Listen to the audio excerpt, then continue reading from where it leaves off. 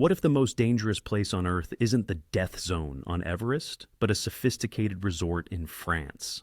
Back in 1956, two men, Jean Vincendon and François Henri, were slowly dying on the slopes of Mont Blanc. All the while, tourists who'd come from Geneva watched their final moments through telescopes from the comfort of the Chamonix terraces. How do the supposedly safe Alps manage to claim far more lives each year than the brutal Himalayas? And why is accessibility the most insidious killer of all? Today, we're going to shatter the ultimate illusion of mountain safety. We've all been taught to fear Everest, but the real trap lies waiting, right in the heart of civilized Europe. Imagine this. You're sipping your morning coffee in charming Chamonix, hopping on a comfortable cable car, and just an hour later, you're already tackling the summit. No complicated paperwork, no long lines for permits. Mont Blanc, the highest peak in the Alps, towers above the clouds, looking like just another tourist attraction. And this illusion of safety draws in anywhere from 20 to 30,000 people every single year. That's not just a handful of climbers. That's the population of a small town, moving in a constant stream towards the peak. But that accessibility, it's the most cunning deception of all. The White Mountain claims its toll, quietly and methodically. While tourists are snapping selfies with glaciers in the background, the statistics are recording some chilling numbers. The Mont Blanc Massif becomes the final stop for about 100 people each year. Think about that for a moment. 100 lives cut short in a single season. Right here, just a stone's throw from luxury resorts and perfectly groomed trails.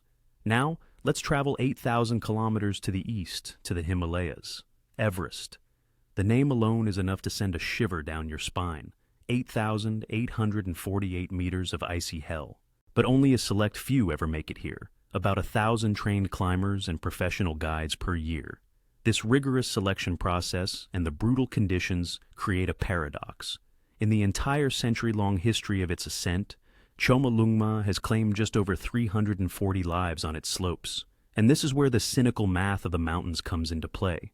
If you're actually standing on the slopes of Everest, breathing that thin air, your personal risk of not making it home is about 1.5%. That's incredibly high. But in terms of absolute numbers, the cold, hard data from the annual rescue reports, the European giant outpaces the Himalayan monster by a massive margin. Mont Blanc's lethality isn't about the odds, it's about the sheer volume of people. The difference isn't just in the statistics, but in how these mountains defend their summits. Everest operates on an epic scale. It unleashes colossal avalanches or slowly snuffs out your consciousness with altitude sickness, shutting down your will to go on. The Alps, on the other hand, are more insidious. Mont Blanc's primary weapons are sudden slips on narrow ridges and unpredictable rock falls. A rock the size of your fist, hurtling down in a freefall, doesn't give even the most seasoned expert a chance. And the irony is, the most dangerous place for the average tourist isn't at the edge of the world. It's somewhere you can get a perfect cell signal. Statistics are just numbers on a page, until those numbers have names. Let's go back to 1956. Christmas was just around the corner. All across Europe, people are wrapping gifts, stringing up lights, and getting ready for family dinners. But in Chamonix, two young men have a very different kind of celebration in mind.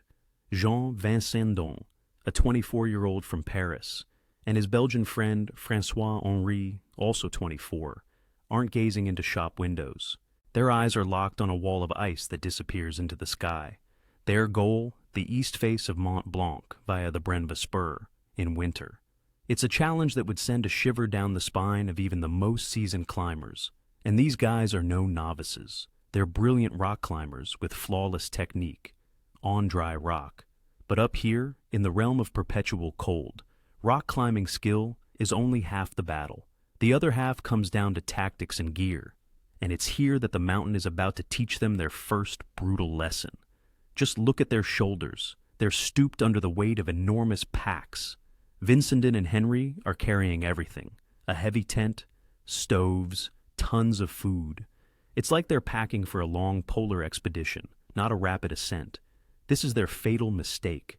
At winter altitudes, speed is life. Every extra pound steals minutes, and every extra hour in the freezing cold drains strength that can never be recovered.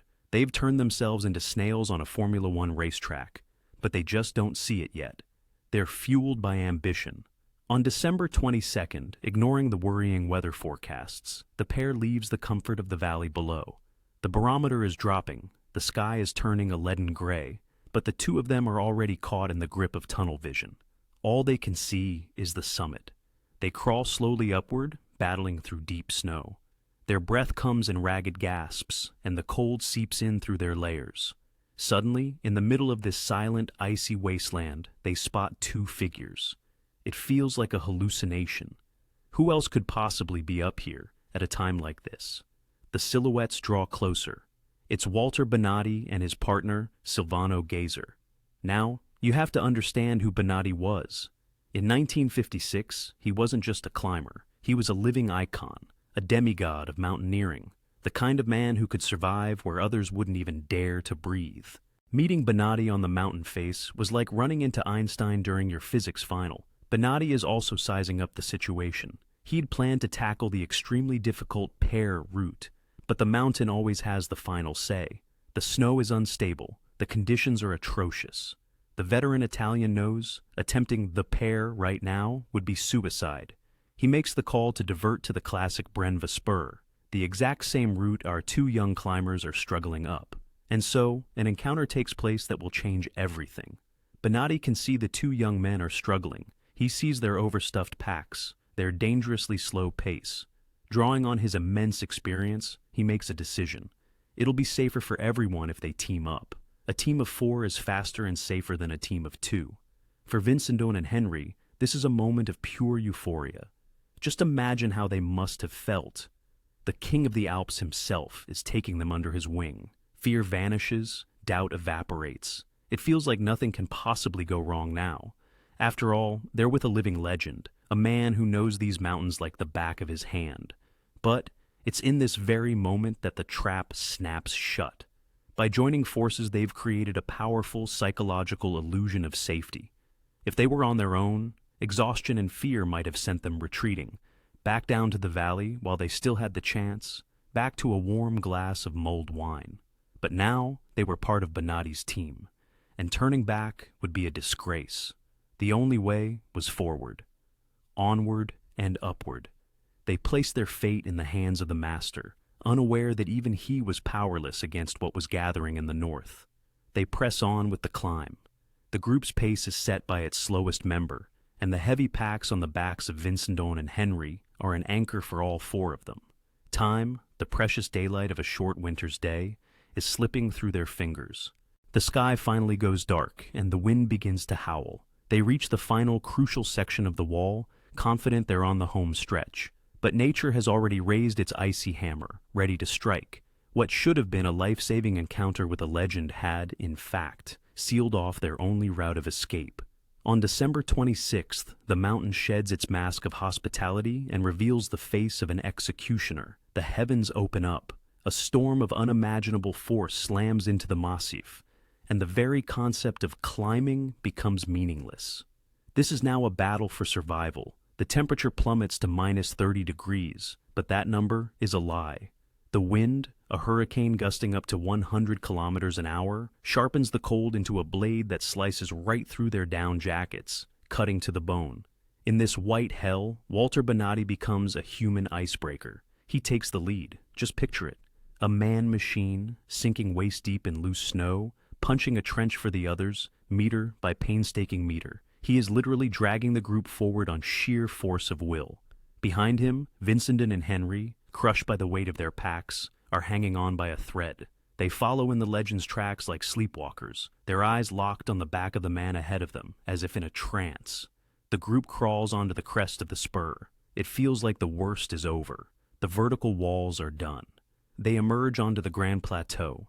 It's a vast snowfield at an altitude of 4,000 meters. In the summer, you can stroll across it like a city park, enjoying the views. But now, the plateau is a wind tunnel, a place where the wind meets no resistance and accelerates to a furious, insane speed. And that's when disaster strikes. Visibility drops to absolute zero. Climbers call it a whiteout. There is no up, no down, no horizon. A blank white void erases the world.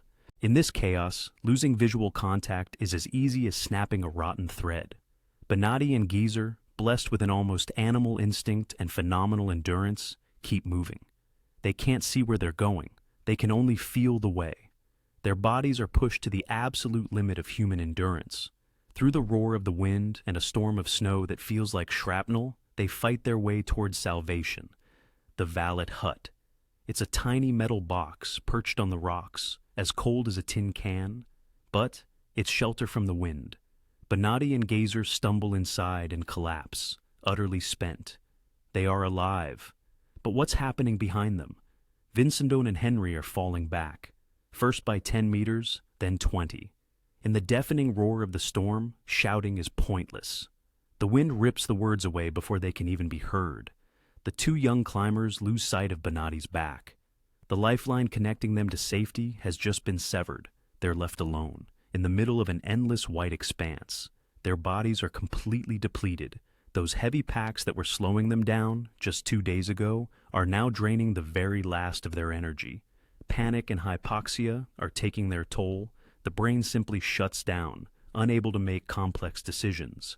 Instead of pushing on to find shelter at all costs, they make a fatal mistake. They stop. The men decide to wait out the storm right there, on a slope completely exposed to the elements. They start digging, but in the very snow that was meant to be their shelter, they're digging their own trap. It's not an igloo, not a snow cave. It's just a pit, open to the sky. They climb inside, hoping to get warm, but the laws of physics are unforgiving. Without movement, exposed to the wind, their body heat escapes at a catastrophic rate. Muscles seize up. The will to go on is paralyzed. The snow pit on the Grand Plateau becomes the place where their journey comes to a final, frozen halt. Imagine slowly freezing to death in an icy wasteland, while half of Europe watches your agony from the comfort of their warm armchairs. Then, on December 27th, something surreal happens. The clouds above Chamonix part for just a moment, revealing a clear view of the Grand Plateau. On hotel terraces and in the town squares, people line up for the telescopes. They drop in their coins, press their eyes to the eyepieces, and freeze. They can see them. 2 tiny black dots on a blindingly white canvas. Vincendon and Henry are alive. But what the observers witness is horrifying. The climbers aren't descending. They're not heading for the safety of the rocks. They're just wandering in circles, chaotic, aimless, like broken clockwork toys. High-altitude hypoxia and hypothermia have already shut down their rational minds. They're only a few hours' walk from safety, but their internal compass is shattered. They are trapped inside their own hallucinating minds. And in that moment, the tragedy of these 2 men is no longer a private affair. It becomes history's first ever multimedia reality show. Reporters from Paris, Geneva, and Rome swarm the telephone exchanges in Chamonix. Radios across France are broadcasting live updates. They're up, they're down, they're moving again. An entire nation eats its breakfast and dinner to the soundtrack of 2 men dying. This creates immense public pressure. Down below, at the rescue headquarters, the atmosphere is electric. The crowd is demanding heroes. The public expects a movie-like scene, a team of brave guides charging up the mountain to carry the men down on their shoulders. But the professionals aren't looking through telescopes. They're looking at the snowpack. The guide's verdict is harsh and deeply unpopular. A rescue is impossible. After the storm, the slopes are overloaded with fresh snow. The avalanche risk is critical. Any team that sets out now has a 90% chance of triggering a slab avalanche. The guides refuse to risk the lives of 10 rescuers for 2 men who are, for all intents and purposes, already lost. To the crowd, it's a shock. They don't understand the physics of the mountain. They understand emotion. On the streets of Chamonix, a terrible word begins to circulate: betrayal. The guides are accused of cowardice, of breaking the unwritten code of the mountain brotherhood. The press is just fanning the flames, painting a picture of heartless professionals sipping coffee while these young men are dying. This is a clash between 2 truths: the cold logic of safety and the passionate cry for mercy. With the ground impassable, all eyes turn to the sky. On December 28th and 29th, an aerial operation gets underway. Pilots in light aircraft perform incredible feats of flying, diving into treacherous air pockets over the plateau. They're trying to drop supplies, warm clothes, blankets, right to the stranded men. From below, through binoculars, it looks like a cruel twist of fate. Crates of aid land just 10 to 15 meters from Vincendon and Henry. Only 10 meters. In normal life, that's just a couple of steps. But for them, it's a marathon. Observers watch as one of the men tries to crawl towards the supplies. He moves, falls, tries to rise once more, and then goes still. They simply don't have the strength to even open the life-saving packages. Food and warmth lie just within arm's reach, yet they're as unattainable as the stars. While Europe prepares to pop champagne corks and welcome 1957, the darkest act of this drama is unfolding on the slopes of Mont Blanc. On December 31st, the pressure on the rescue team reaches a breaking point. The eyes of the world are on them, full of silent accusation. The command center in Chamonix understands. Ground teams can't get through, and the light aircraft are useless. There's only one option left: brute force. The command decides on a desperate gamble. They send up a military machine, a heavy transport helicopter, the Sikorsky S-58. You have to understand what kind of beast this was. This wasn't some nimble modern chopper, able to dance on the air currents. This was a flying tank, designed to ferry troops and cargo at low altitudes, not for performing acrobatics in the thin air at 4,000 meters. The pilots know they're pushing the aircraft far beyond its operational limits. At this altitude, the rotor blades have almost nothing to bite into. The air is just too thin. Any sharp maneuver could be their last. But the order has been given. Major Santini takes the controls. With a roar, the helicopter breaks through the clouds and hovers over the Grand Plateau. Below, the crew witnesses a horrific scene. Vincendon and Henry are almost motionless. They've become human statues of ice, barely protruding from the snow. The rescuers prepare to disembark. The plan is simple: touch down, grab the men, and get out immediately. But the mountain doesn't forgive anyone who ignores the laws of physics. The moment the pilot tries to level the helicopter for landing, the unthinkable happens. A sudden gust of wind, or maybe a miscalculation of the air's density, and the machine falters. The heavy Sikorsky plummets into an air pocket. It doesn't drop like a stone, but like a wounded bird, lurching onto its side. With a horrific grinding sound, the main rotor blades slam into the icy surface. The powder snow settles, and a deafening silence falls. The metal giant, the last hope for the dying men, lies on its side, mangled and helpless. The fuselage is crushed, the tail boom snapped off. Miraculously, there is no explosion. The crew and the two rescue guides on board pull themselves from the wreckage. They're dazed, in shock, but they're alive. And here, the story takes a brutal twist. A moment ago, there were 2 victims waiting for help. Now, after this so-called rescue operation, there are 6 people stranded on the ice plateau. The rescuers who crawled from the helicopter find themselves in a surreal situation. They came here to save lives, and now they're the ones who need saving. They approach Vincendon and Henry, the look that passes between these men. It's impossible to put into words. To the climbers, these men are guardian angels, sent from the heavens. They think their nightmare is finally over. But the rescuers, they know the truth. The helicopter is a wreck. The radio was destroyed in the crash. There's no way to contact the outside world. The crew has no sleds, no special gear for moving injured men through deep snow. They're dressed in flight suits, never meant for a night spent huddled in a snow cave. Their resources for an evacuation haven't just dwindled, they've vanished.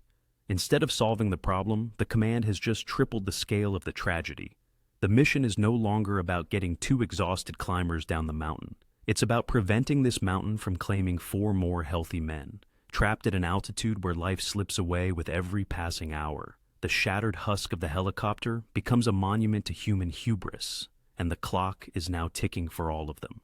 This is the moment where heroism collides with the cold, hard wall of reality. Right now, in the middle of this snowy chaos, 4 men stand over 2 others, facing a problem with no right answer. The guides from the crashed helicopter examine Vincendon and Henry. Their diagnosis is a death sentence. The climber's condition is catastrophic. They've spent 5 days exposed to the elements. Their hands and feet no longer feel the cold. Their limbs are blackened and hard as wood. It's severe frostbite, but what's happening to their minds is even worse. The profound hypothermia and oxygen starvation are erasing who they are. Jean and Francois are delirious. They don't know where they are. One moment they're demanding a taxi home, the next they're calling for a waiter. To the professional guides, this means only one thing. They already have one foot in the grave. Moving them in this state, without stretchers, through deep snow, in the middle of a blizzard, it's impossible. Now, let's look at the other side of the equation. Next to the guides are the pilots of the crashed Sikorsky, shivering in the cold. These men are aces in the sky, but here on the ground, at 4,000 meters, they're as helpless as children. They're wearing thin flight suits and boots with barely any tread. They have no crampons, no ice axes, no mountain survival experience whatsoever. Every minute they wait, they go from being rescuers to being liabilities. If the group tries to haul the dying climbers down, all 6 of them will perish. The pilots will simply freeze to death, while the guides struggle with the injured men. And this is where the brutal, cynical arithmetic of the mountains comes into play. 4 lives versus 2. Save the ones who could be saved, or everyone perishes together in a heroic but meaningless act. The decision was made. It was a gut-wrenching one, made through gritted teeth, but there was no other choice. The wrecked fuselage of the S-58 helicopter, what should have been their ticket home, was now given a new purpose. The guides carry Vincendon and Henry inside the mangled frame. This is where it gets truly chilling. The metal cabin, lying on its side, becomes a shelter for the 2 men. But everyone knew the truth. It wasn't a refuge, it was a metal tomb. Inside, it was just as cold as the outside, only without the wind. The rescuers lay the men on the seats, trying to make them even slightly more comfortable. Then comes the hardest part of all, the goodbye. The guides leave the injured men with supplies, food, chocolate, flasks. They lean close to the ears of the delirious men and tell them a lie as necessary as morphine in that moment. Hang on, we're going for help and we'll be back. They'll come for you soon. They promise to return, knowing full well there was almost no chance of that happening. Vincendon and Henry nod. Maybe, in their delirium, they believe it. Or maybe they can't hear anything at all. The 4 men, 2 guides and 2 pilots, zip up their jackets, turn away from the helicopter, and begin the grueling trek to the valet hut. They're practically carrying the pilots, forcing their way through the deep snow. With every step, the silhouette of the wrecked machine dissolves into the white haze behind them. Inside the metal box, in the middle of a frozen wasteland, 2 men remain. Now they are truly alone. The door is shut, and the silence that follows the group's departure is louder than any scream. The helicopter door slammed shut, but for those left inside, time doesn't stop. It slows to a thick, cold eternity. The storm, as if sensing their weakness, unleashes its full fury. For the next several days, Mont Blanc defends itself with the fury of a fortress under siege. The wind never lets up for a moment, and a thick blanket of cloud seals the Grand Plateau off from the world. Down below, the rescuers can only stare helplessly at the sky, powerless. No aircraft can take off. No ground team can set out. Nature slams the door on any hope of a second chance. It's not until January 3rd, 1957, that the skies finally clear. An Alouette reconnaissance helicopter appears over the massif. The pilot guides the aircraft over the crash site, peering into the white chaos below. He sees the mangled frame of the Sikorsky, half buried in snow. Its rotors are frozen, like broken wings. All around, there is only silence and stillness. No movement, no smoke, no signals, no tracks. The pilot's report over the radio is brief, clinical, but behind the words lies a chilling fact. There is no more life on the Grand Plateau. The hope that all of France had been clinging to is officially extinguished. Months pass. The mountain is reluctant to give back what it has taken. In March of 1957, as the sun begins to warm the rocks, an expedition makes its way up to the plateau for the recovery. What they find delivers the final, most painful blow in this story. Jean Vincendon was still inside the cockpit. He seems to have never regained consciousness, just quietly slipping away in his sleep. But François-Henri, he was found outside, lying in the snow just a few dozen meters from the wrecked helicopter. The forensic analysis pieced together a horrifying picture of his final hours. It seems that through the delirium, through the coma, he heard the sound of a passing plane, or maybe just the wind, and mistook it for rescuers. Summoning a reserve of willpower that should have been long gone, he crawled out of that iron coffin. He crawled. On frostbitten hands and knees, gasping for air, he tried to reach that sound, to reach life. He fought to the very last second until the cold finally stopped his heart. And when the details came out, grief turned to fury. France erupted. This was no longer just a tragic accident. It was a national disgrace. Newspapers ran headlines that put the government in the hot seat. Left to die. A systemic failure. Who's to blame for the boys' deaths? The public couldn't forgive it. The fact that in the age of atomic energy and jet aviation, 2 young men were left to die, slowly, within sight of Europe's finest resorts. And no one came to help. The old system, which relied on volunteer local guides, crumbled under a firestorm of criticism. It became painfully clear. Saving lives couldn't be left to the whims of enthusiasts, or depend on whether they felt like taking the risk. What was needed was military-grade discipline, government funding, and state-of-the-art technology. This tragedy became the foundation for a new era. In 1958, exactly 1 year after the disaster, the state created the PGHM, the High Mountain Gendarmerie Platoon, an elite special forces unit for mountain rescue. From now on, it wouldn't be volunteers flying to the rescue, but military professionals and emergency care doctors. The rules had changed forever. Rescue was now a state responsibility. It would be free of charge for the victim, and it would be guaranteed, regardless of the weather or the risks involved.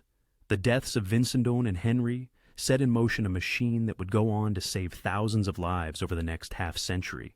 So every time you see that blue gendarmerie helicopter circling over Chamonix, you're looking at the living legacy of those 2 young men who never came back from the Brenva Spur. Their deaths were the price humanity paid for safety in the mountains. You'd think that after the tragedy of '56 and the creation of a professional rescue service, Mont Blanc would have become a safer place. But the mountains have a short memory. July 1961. We're back on the slopes, but this time, the stakes are sky high. If Vincendon and Henry were ambitious amateurs, the men we're about to meet are the absolute elite of world mountaineering. These are the titans of the sport, descending from their Olympus to solve the last great problem of the Alps, the central pillar of Freinet. And at the center of it all, once again, is Walter Bonatti, the same man who survived the hell of 1956. Now, he's even tougher, more experienced, and seemingly invincible. He's coming back to settle a score. Bonatti is leading his trusted Italian crew, Andrea Oggioni and Roberto Galliani. They're not just a team, they're a single unit, working like clockwork. They make their way to the tiny Fourche bivouac. It's a wooden hut, no bigger than a train compartment, perched right over an abyss. Inside, something unexpected happens. The door creaks open, and in stumble their rivals. They're French. And not just any French climbers, but the country's best team, led by Pierre Mazot. Mazot is a larger-than-life character, a future politician, a man with an iron will. With him are Pierre Coleman, Robert Guillaume, and Antoine Viel. The Fourche bivouac is bursting at the seams. 7 men, 7 egos, 2 nations, and a single goal, to be the first up the pillar. Normally, a situation like this would spark a race. First one up in the morning gets the mountain. The fastest climber takes all the glory. But what happens next is unprecedented. Instead of jostling for position on the face, Bonatti and Mazot look each other in the eye and make a historic decision. They join forces. And so, the European team is formed. 7 of the continent's best climbers, all tied to a single rope.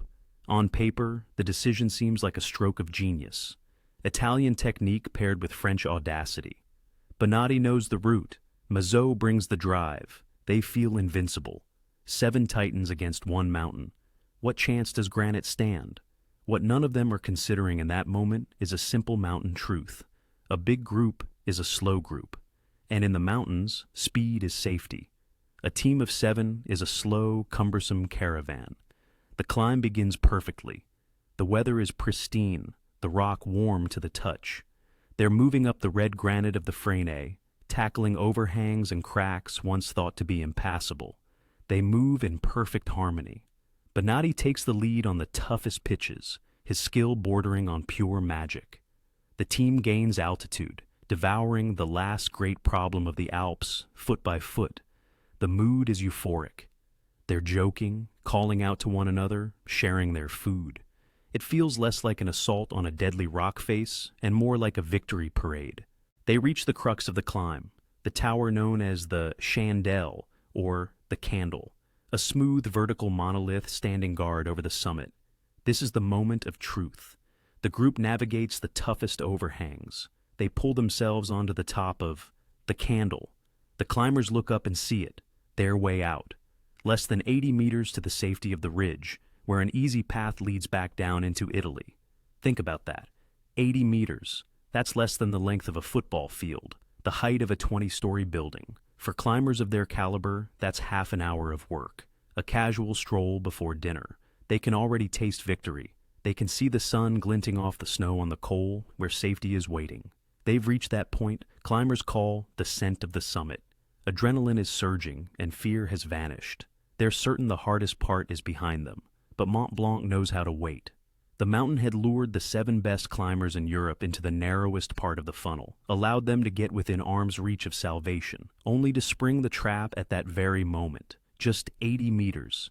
It's a distance you could run in 10 seconds. But up here, at 4,500 meters, those few feet transform into an uncrossable chasm. The sky over the Freni pillar turns black in an instant, like someone just flipped a switch in a dark room. This isn't just snow that hits the climbers, it's a full-blown cyclone. The temperature plummets. The rocks, warm and dry just an hour ago, are now coated in a thin, treacherous glaze of ice.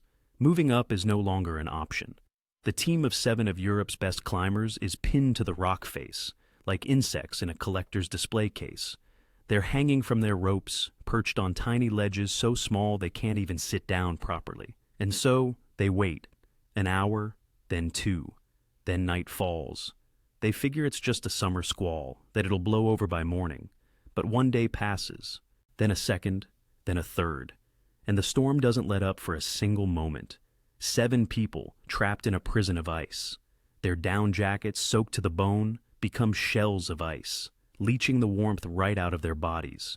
Their food is gone. The fuel for their stoves is almost out. They start eating snow, trying to trick their thirst, but it only makes the hypothermia set in faster. And then nature takes aim.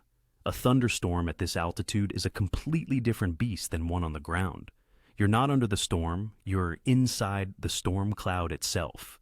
The air crackles with static electricity. Your hair stands on end.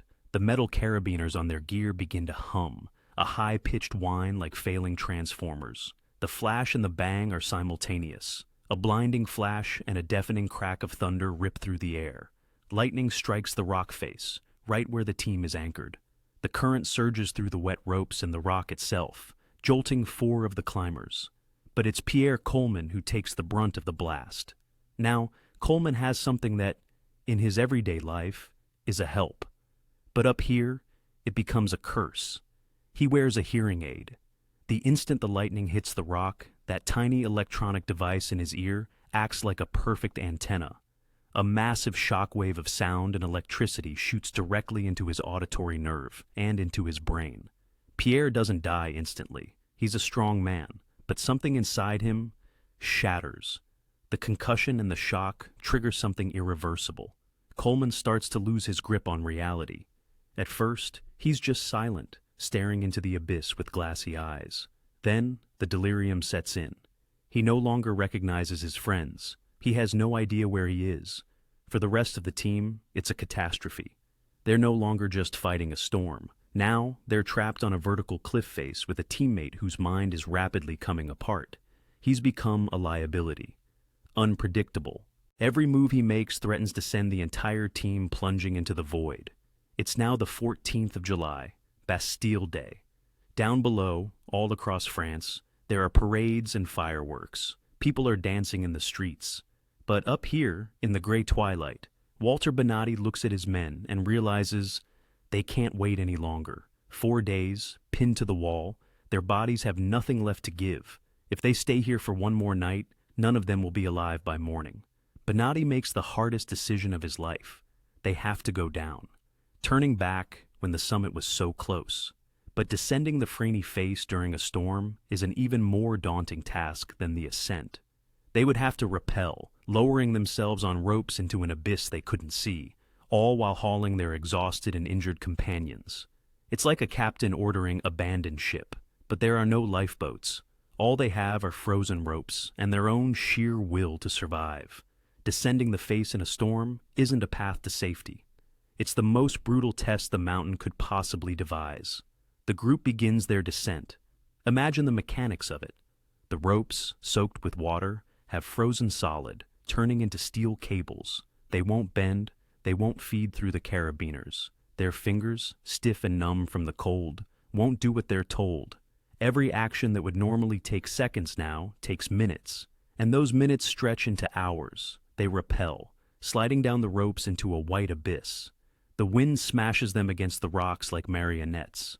Pierre Coleman, delirious from a head injury, is screaming and fighting back.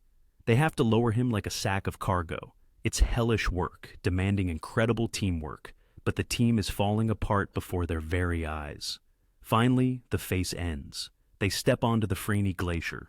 You'd think it would be a flat surface, a walk to safety, but a new trap awaits them here. Fresh snow. More than a meter of it has fallen. The men sink in up to their waists, sometimes up to their chests. Movement becomes a struggle, like swimming through icy slush. The first to lose his strength is Antoine Villet. He's only 22 years old, the youngest, the most passionate, the one who seemed to have his whole life ahead of him. He simply lies down in the snow. No screaming, no drama. His body has burned through everything, down to the very last calorie. His companions try to lift him, they shake him, rub him down, but Antoine is already gone. He falls into an eternal sleep, right there on the glacier. The group faces a terrible choice, but in reality, there is no choice at all. They leave Villet's body in the snow and move on. To stop means to lie down beside him. The death march continues. Next is Robert Guillaume. He's in the middle of the rope team, but his strength is also gone. During one of the traverses, he falls behind. In this milk, this total whiteout, a distance of 5 meters becomes an insurmountable chasm. Whether he falls into a crevasse hidden by the snow, or simply sits down to rest and is instantly buried, no one sees the exact moment he's gone. The living just feel the rope go slack. There's no one left to save him, and nothing to save him with. The group is down to 5 men, then 4. 2 men lead the way, Walter Bonatti and Roberto Gallieni. These two become machines. They act like icebreakers, carving a trench through the snow with their own bodies. They can't feel their legs. They're moving on pure rage and the instinct for survival. Behind them, using their last ounce of strength, Mazode and the others crawl on. Their goal is the Col de l'Inominata, a narrow ridge beyond which lies a chance to descend to the Gamba hut. They reach the col deep in the night, and it's here that something happens that breaks Bonatti more than the cold ever could. Andrea Ogioni, Walter's best friend. This was the man who'd climbed the world's toughest walls with them. His partner, a man Bonatti trusted more than himself. At the Ogioni Pass, he slumps down against a rock. He tries to unclip his rope from the carabiner, but his hands just won't work anymore. Bonatti crawls over, shouting into the wind, trying to shake him awake. Andrea looks up at him. There's no panic in his eyes, just an infinite exhaustion. He says quietly, "Walter, I can't go on." It's not a complaint. It's just a statement of fact. The great climber is simply shutting down. Bonatti tries to drag his friend, but Andrea's body feels as heavy as granite. Walter knows. His rope brother is slipping away. Leaving your best friend to die on a mountain pass, just steps from safety. It's a wound that would stay with Bonatti for the rest of his life. But Gallieni pulls at his sleeve. They have to keep moving. Otherwise, Ogioni's sacrifice will be for nothing, and the mountain will claim them all. The most terrifying enemy at high altitude isn't the cold or the wind. It's your own mind, betraying you when you're just a breath away from survival. Pierre Coleman, who had somehow survived the lightning strike, is now completely losing his grip on reality. His concussion is spiraling into a violent delirium. Imagine the nightmare. The exhausted Bonatti, Gallieni, and Mazode are trying to save their teammate, but he no longer sees friends. He sees demons. Coleman fights back. He's screaming, struggling, trying to untie the knots on the ropes. The rescue mission becomes a physical brawl on the edge of a precipice. The team is burning through their last precious reserves of energy, not to get down the mountain, but to fight the very man they're risking it all to save. Ahead, through a break in the clouds, they can see them. The lights of the Gamba hut, a beacon of life, warmth, hot tea, dry clothes. It's all just a few hundred meters away. For a healthy person, it would be a 10-minute walk. But for Coleman, that distance is an eternity. His heart, worn down by days of struggle and delirium, finally gives out. He collapses into the snow. Pierre Coleman dies within sight of the hut. He can see salvation, but he can't reach it. It's the cruelest irony of the Freeney Pillar, to survive the hell of the storm, to live through a lightning strike, to descend a vertical wall, only to die on the doorstep of safety. Walter Bonatti and Roberto Gallieni, looking like ghosts, are the first to reach the hut. They don't knock, they collapse through the door, carrying the weight of all that horror on their shoulders. But there's no time to rest. Out there, in the dark, Pierre Mazot is still alive. The rescuers stationed at the hut immediately head out, following their tracks. They find Mazode. He's alive. He would be the only survivor from the French team on that rope of friendship. The final toll of that week on the Freeney Pillar is staggering. Of the 7 top climbers on the continent who went up, only 3 came down. Bonatti, Gallieni, Mazode. 4 were left behind, prisoners of the icy wind. You would think the world would welcome the survivors as heroes, men who had achieved the impossible.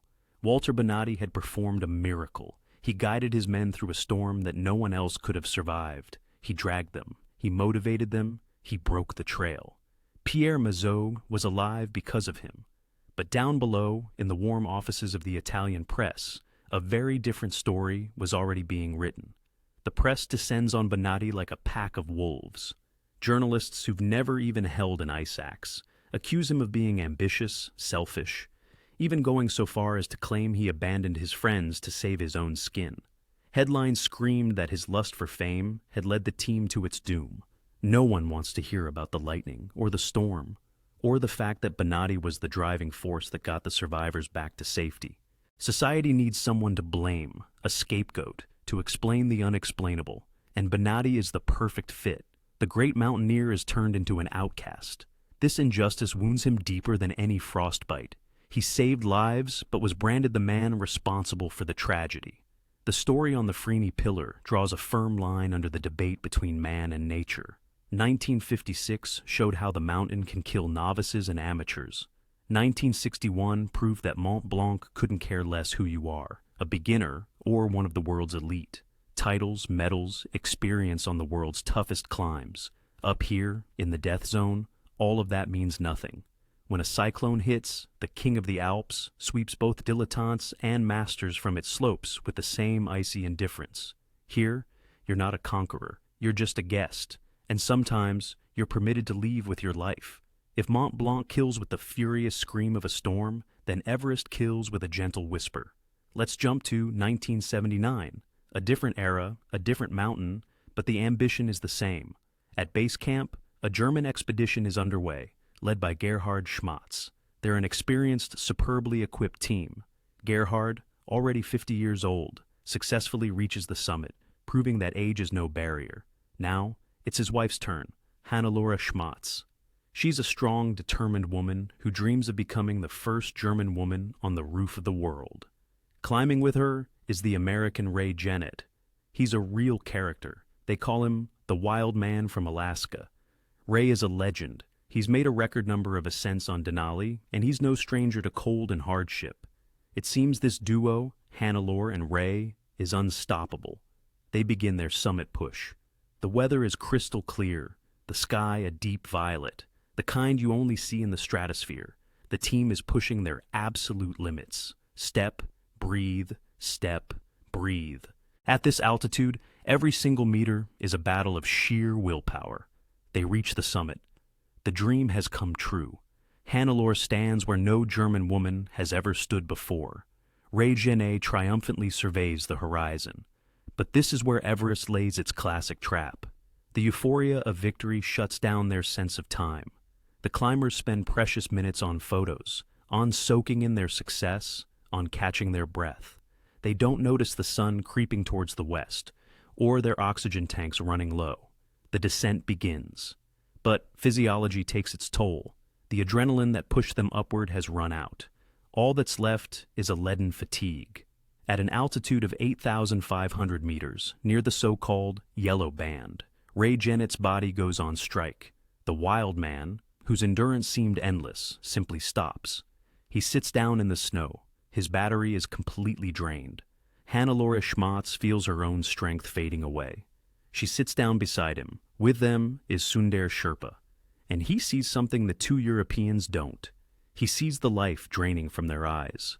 Sundar knows that stopping here, on this ridge, without a tent, in this piercing wind, it's a death sentence. He begs them to get up. He's shouting, pushing, trying to force them to take just one more step. His gestures are screaming a simple message. Down means life. Sitting here means death. But hypoxia is a treacherous enemy. It whispers to the brain that everything is okay, that all you need is a little rest. Just close your eyes for a minute and your strength will come back. Ray and Hannelore don't hear him. They feel warm, comfortable. All they want is peace. Ignoring all common sense, ignoring their guide's desperate pleas, they make a decision known in mountaineering as an open bivouac. Just picture the surreal scene. Two people sitting on a narrow ridge, their legs dangling over the abyss. They have no tent, no sleeping bags, no hot tea. All they have are their down suits, surrounded by an otherworldly cold of -40 degrees, an air so thin life can barely hold on. They are settling in for the night in the most hostile environment on the planet, convinced that in the morning they'll simply get up and continue on their way. Sundar Sherpa, realizing he can't physically move two grown adults, stays with them. And so, the night begins, a night that, for everyone in this drama, will feel like an eternity. The Himalayan dawn brings light, but no warmth. As the first rays of sun strike the ridge, they reveal a horrific scene. Ray Genet, the wild man from Alaska, whose legendary endurance was admired by the entire climbing world, will never wake up. His body, worn down by years of extreme exertion, simply couldn't take another night. The cold had quietly, silently, switched off his heart long before the sun came up. Ray remains right where he closed his eyes, now a part of the frozen landscape. For Hannelore Schmatz, her partner's death is a devastating blow, but it's also a brutal wake-up call. She understands. To stay here is to share his fate. On October 3rd, mustering what little will she has left, Hannelore attempts to start the descent. With her is the ever-loyal Sundar Sherpa, who somehow survived the night and is now desperately trying to save his client. They don't get far. They're at an altitude of 8,300 meters. This is still the death zone, where the air holds only 30% of the oxygen you'd find at sea level. Every single step requires a titanic effort. Every movement burns her last remaining calories. Hannelore's body is refusing to obey her. Dehydration has thickened her blood to the consistency of syrup. She stops again. She just needs to catch her breath. Just for a minute. She takes off her pack, sets it down in the snow, and sits, leaning back against it. Sundare is screaming, pleading, pulling at her arm. But Hannelore's gaze goes vacant. She whispers something, maybe a plea for water, and then falls silent forever. She doesn't die lying down, like most people do. She dies sitting up, propped up against her pack, her eyes open, staring toward the camp she never reached, just a few hours away. Her hair, caught in the wind, creates a haunting illusion of life. This is how one of Everest's darkest legends begins. Hannelore doesn't disappear under the snow. Thanks to her position on the ridge, a grim stroke of luck, if you can call it that, the constant wind keeps the snow from burying her. She becomes a landmark, a terrifying, silent beacon. For years, climbers on the southern route had no choice but to pass the German woman. Imagine the psychological toll. You're pushing for your dream, gasping for air, and you see her. A woman, just sitting there, staring at you with a vacant gaze. She's like a silent sentinel, a reminder to everyone. Your strength has its limits. The mountain doesn't like to be disturbed. In 1984, 5 years after the tragedy, an attempt was made to bring Hannelor's body down. It was a matter of honor and respect. A Nepalese police inspector, Yogendra Bahadur Thapa, and an experienced Sherpa, Ong Dorje, led the expedition. Their goal, to bring Hannelore home to her family. But Everest protects its trophies. The operation turns into a disaster. While working on the ridge, they fall. Both the inspector and the Sherpa lose their lives. The attempt to recover one body costs 2 more lives. It's a brutal lesson. At that altitude, the moral codes of civilization simply don't apply. All that matters are the laws of physics and survival. In the end, nature itself resolves the issue. Years later, a powerful storm does what no person could. A hurricane-force gust of wind pushes Hannelore Schmatz's body over the edge of the precipice. She falls down the Kangshung face, a sheer drop of several kilometers. The mountain finally swallows the German woman, hiding her in its icy labyrinths forever. The landmark was gone, but the story of the woman who just sat down for a rest lives on in the minds of everyone who packs their bags for the Himalayas.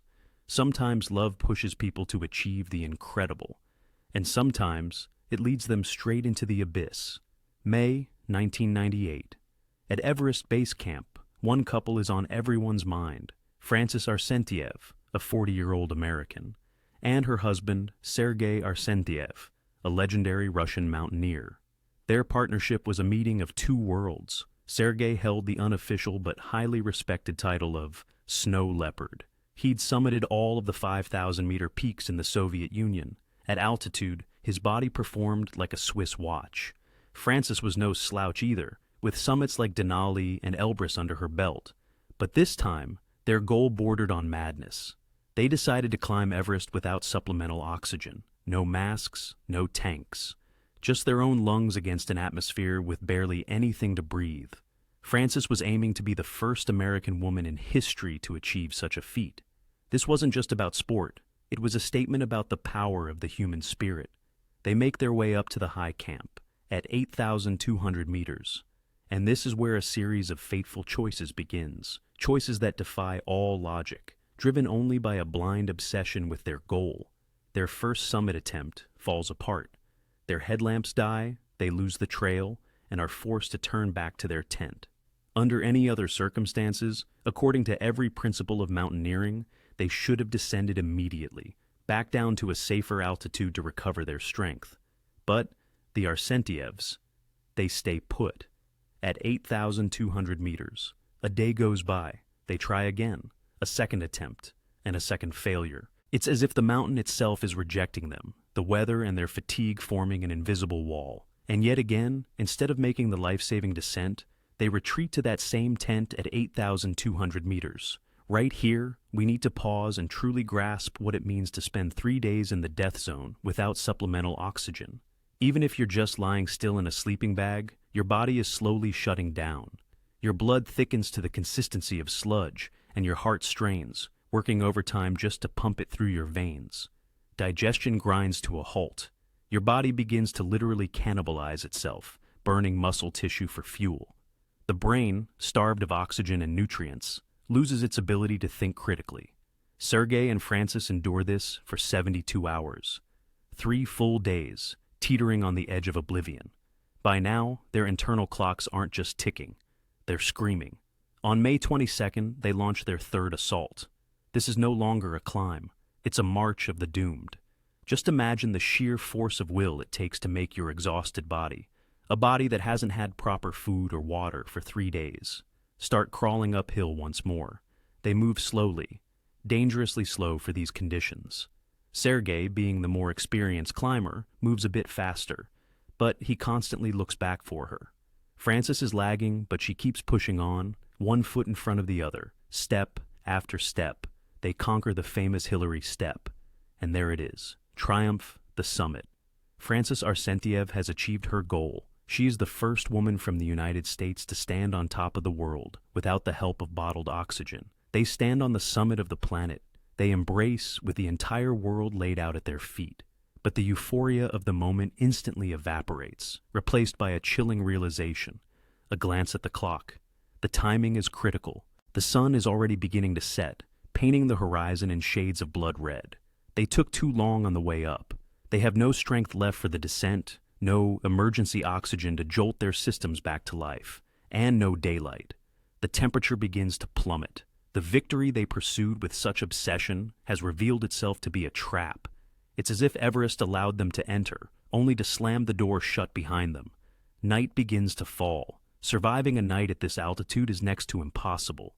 The descent in the dark transforms the mountain into a maze, where the only thing that's real is the small circle of light cast by a headlamp at your feet. And in this chaos of wind and shifting shadows, every climbing partner's worst nightmare comes true. The invisible thread that connects them snaps. In the darkness, drained by 3 days of hypoxia and near starvation, Sergei and Francis lose each other. Sergei Arsentiev descends first. His snow leopard experience takes over, a kind of muscle memory on autopilot. His legs just know where to go. He makes it back to the assault camp at 8,200 meters. He's absolutely certain Francis is right behind him, just a few dozen meters back. He climbs into the tent, gets things ready, and listens for the crunch of snow outside. 10 minutes go by, then 20, an hour. The tent is empty. Outside, there's nothing but the howling wind. And this is where Sergei does something that's almost impossible for an ordinary person to comprehend. Just imagine his state. He's completely exhausted, his body teetering on the brink of collapse. Any mountaineering textbook would tell you, go down, there's nothing you can do to help now. But Sergei looks up at the summit, shrouded in darkness, and makes a different choice. He grabs the oxygen canisters, the same ones they'd given up for the sake of their record, along with some hot tea and medical supplies. He turns his back on safety and his face toward death. Sergei starts climbing back up.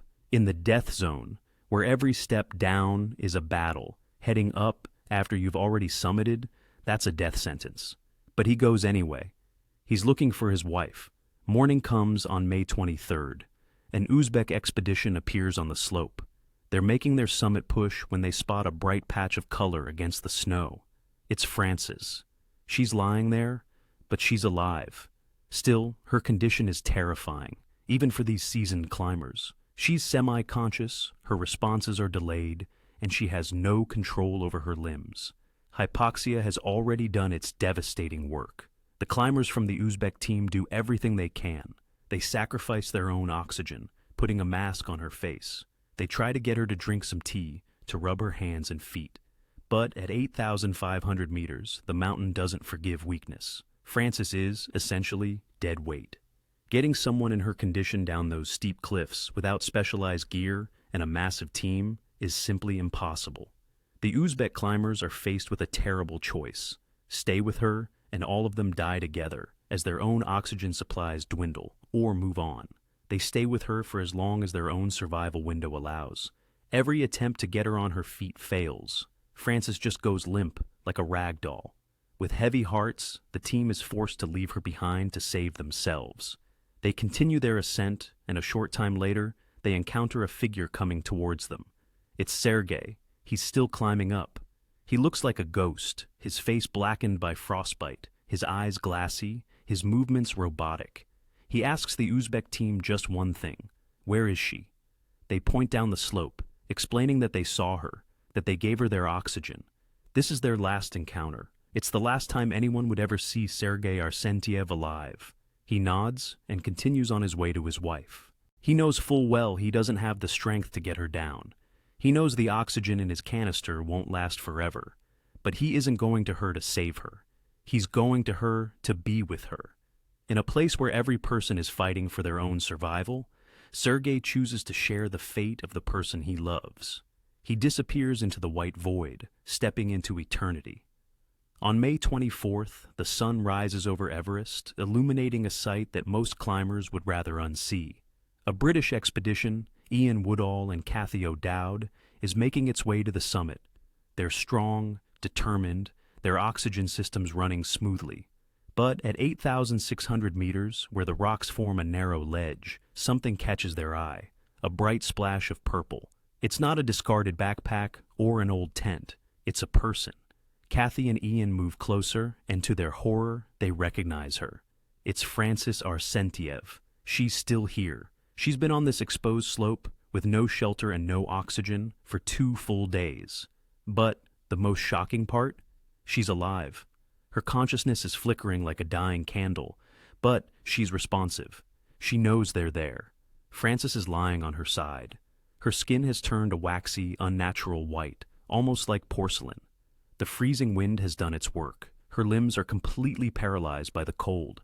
She looks like a broken doll, just left on the side of the mountain. But as Kathy leans in, Frances starts to speak. Her words are like a broken record. In a state of profound shock, her brain can only produce 3 phrases, which she repeats over and over. I am an American. Where is Sergei?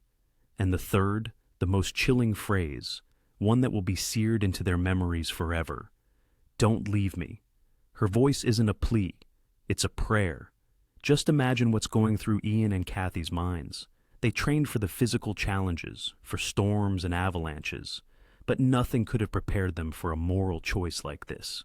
They abandon their ascent immediately. The summit is forgotten. All of their energy is now focused on one thing: saving this woman. The 2 of them try to lift Frances. They burn through precious oxygen trying to get her to her feet, rubbing her hands, trying to give her something to drink. They fight for her for a solid hour. But the physics of this altitude are brutal. Frances is dead weight. On a 30-degree slope where every single step demands absolute focus, getting a completely immobilized person down with just 2 people. It's technically impossible. She just keeps slipping from their grasp. Her muscles aren't responding. A countdown begins. Ian and Kathy glance at their gauges. Their oxygen is vanishing. They realize that if they stay here another hour, there won't be 1 body on the mountain. There will be 3. Frances can't be saved. All they can do is stay with her in her final moments. But to stay with her until the end would be a death sentence for them too. They have to make a soul-crushing decision, a decision that will haunt them for years to come. They have to leave. They have to let go, turn away, and continue on, leaving a living, breathing, talking person to die alone. Kathy O'Dowd is crying, but the wind freezes the tears on her face instantly. They leave. Frances is left alone against the blinding white snow and the black sky.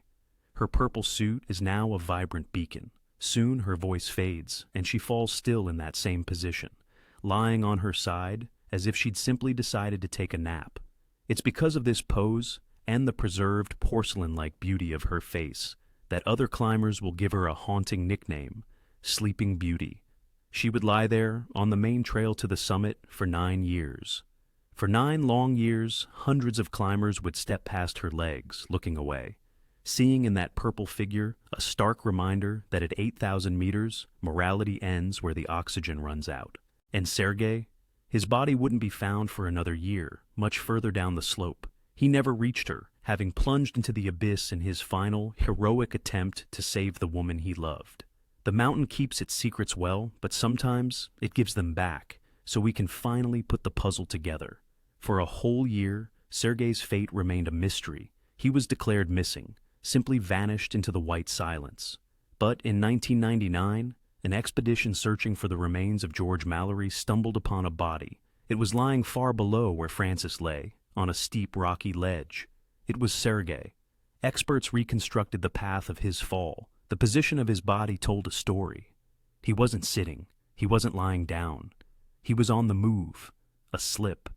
Probably in the pitch black, trying to reach his wife or go down for help, he lost his footing. His final journey ended with a fall into the void, just a few hundred meters from the woman he had turned back for. They remained on the same mountain, but never reunited, separated by a wall of ice and by eternity. Meanwhile, for Ian Woodall, the British climber who was the last person to see Frances alive, time wasn't healing the wound.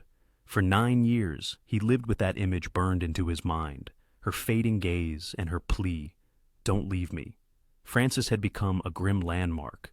Climbers on their way to the summit would photograph Sleeping Beauty, her purple suit becoming a waypoint on the route. For Woodall, this was unbearable. A person shouldn't be a signpost. In 2007, he did something that, in the world of high-altitude mountaineering, is considered madness. He organized the Tour of Everest expedition. This team had no intention of reaching the peak. Their summit was the body of Frances. Ian was returning to the death zone not for glory, but for redemption. He wanted to do what he couldn't do 9 years earlier, to finally care for her. On May 23rd, exactly 9 years to the day after the tragedy, Woodall was standing beside her once again. Frances was lying in the same position. The cold had preserved the moment of her passing, but this time, Ian wasn't alone, and he had a plan. Bringing her body down to base camp was still impossible. It would risk the lives of 5 more people, but they could lay her to rest with dignity, right there on the mountain. The grim, difficult work began. At an altitude where every movement leaves you breathless, Woodall and his partner started to chip her body from its icy tomb. They had brought an American flag with them. And Ian did something else. Something that brings a lump to your throat. He tucked into Frances's clothing a small teddy bear and a letter from her son, Paul. Words of love that had taken 9 years to reach her. Now, the family was symbolically reunited. The climbers wrapped Frances in the flag of her country. They said a short prayer, its words instantly carried away by the wind. Then, mustering their last reserves of strength, they gently guided her body toward the edge of the north face. Frances Arsenyev is slipping away. She glides down into a vast chasm, far from prying eyes, from camera lenses and the tourist trails, to a place where no one will ever disturb her again. The path on the ridge is empty once more. Sleeping Beauty has vanished, leaving behind only silence and a clear horizon. Ian Woodall makes his way down, leaving a piece of his heart on the mountain, but carrying with him the sense of a duty fulfilled. This story, one of ambition, love, and pain, has finally reached its conclusion. Not a happy one, but a fitting one. We've said our goodbyes to the people, but the mountains themselves haven't gone anywhere. So, for a moment, let's put down the binoculars and face a hard truth. How exactly do these giants try to kill us? Each one has its own signature, its own preferred method of warfare. If Mont Blanc is a sniper, taking rare but precise shots, then Everest is a gas chamber, operating 24/7. Let's start in the Alps. Anyone tackling Mont Blanc on the classic route past the Gouter Hut has to cross a place the guides grimly call Russian roulette. This is the Grand Couloir. On the surface, it's just a wide gully cutting across the trail, only 100 meters wide. But those 100 meters are a shooting gallery. The moment the sun touches the rocks high above, the ice that glues the stones in place starts to melt. The bombardment begins. The statistics here are like clockwork. A rockfall happens every 20 to 30 minutes. You don't climb here, you sprint, listening to the air. The characteristic whistle of a falling rock sparks a primal terror. It doesn't matter if you're an Olympic champion or a total novice. A rock the size of a microwave oven, hurtling down at the speed of a bullet, isn't going to ask for your resume. This is pure distilled luck. Make it across, and you live. If you don't, you're just another statistic. Everest, on the other hand, plays a different game. Its opening challenge is the Khumbu Icefall. This is a gigantic, slow-moving river of ice. Picture a landscape packed with towering ice skyscrapers. They're called seracs, that can come crashing down at the slightest provocation. You navigate it by crossing rickety aluminum ladders laid over bottomless crevasses. The ladders bend under your weight. Your crampons scrape against the metal, and beneath you is nothing but a deep, blue abyss. But the Khumbu's most treacherous feature is that it's constantly moving. The glacier flows at a rate of about 1 meter every single day.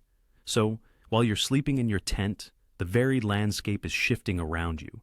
The path you followed on the way up might have vanished by the time you descend, replaced by a jumble of ice blocks the size of a house. You're essentially walking through a giant vise that could clamp shut at any moment. And then, there's the weather. In this department, Mont Blanc is a volatile, unpredictable predator.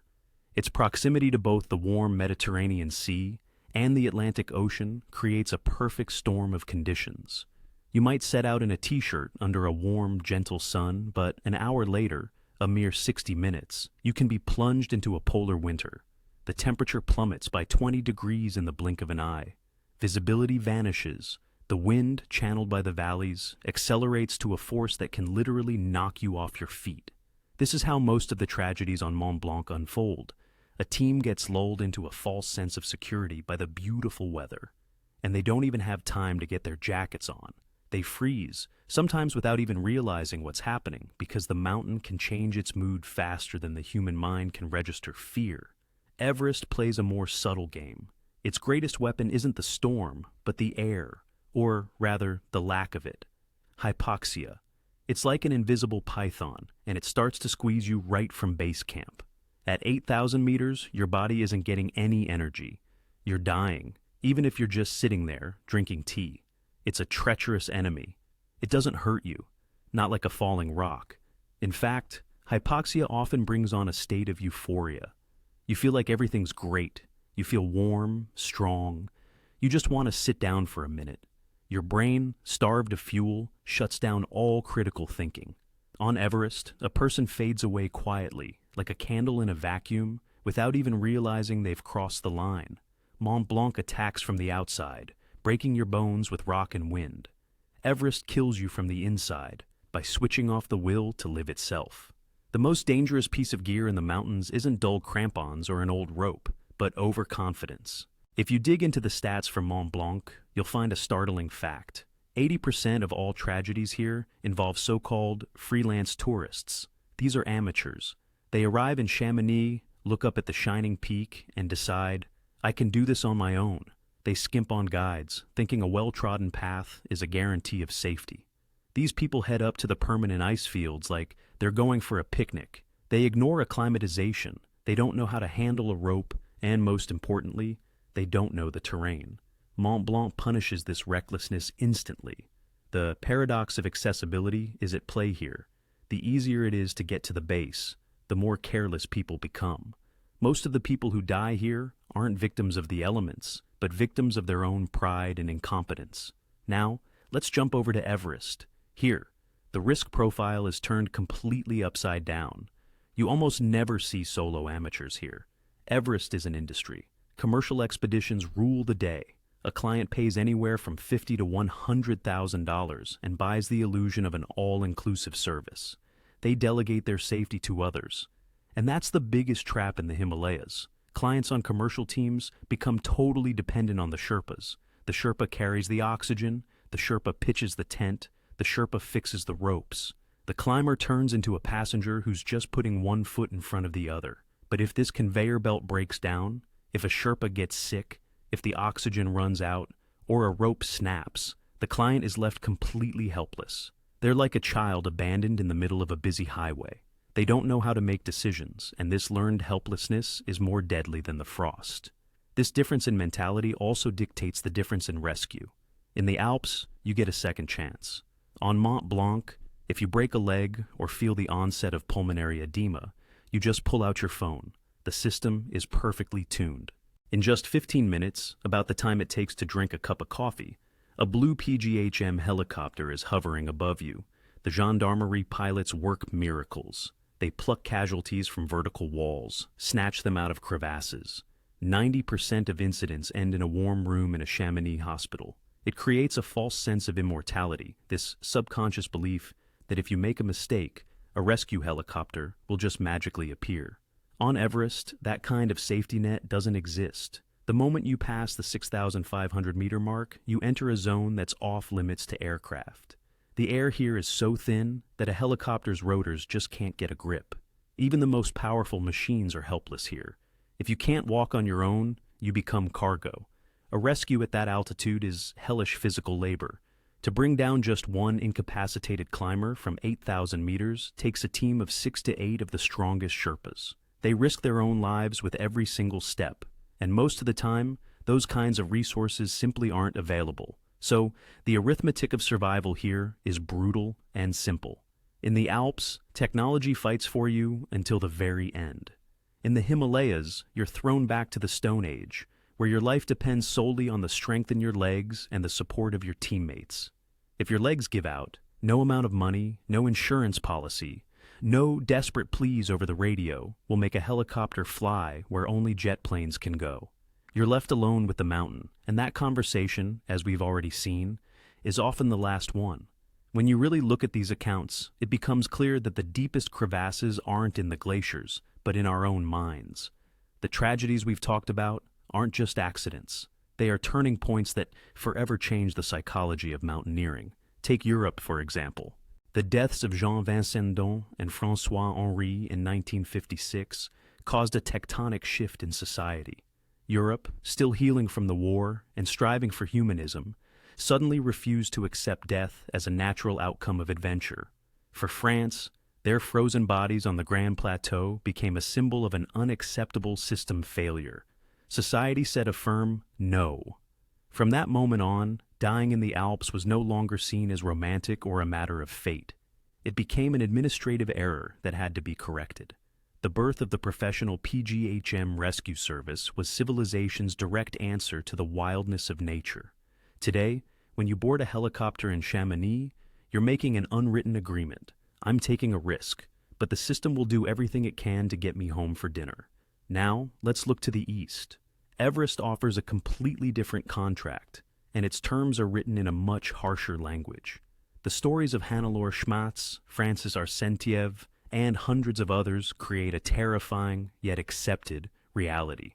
Everest solidifies its status as the graveyard of the world, where death isn't a failure, but a part of the landscape. Here, a fallen climber's body can lie on the trail for years, and it doesn't shock anyone to their core. It doesn't trigger government investigations or ministerial resignations.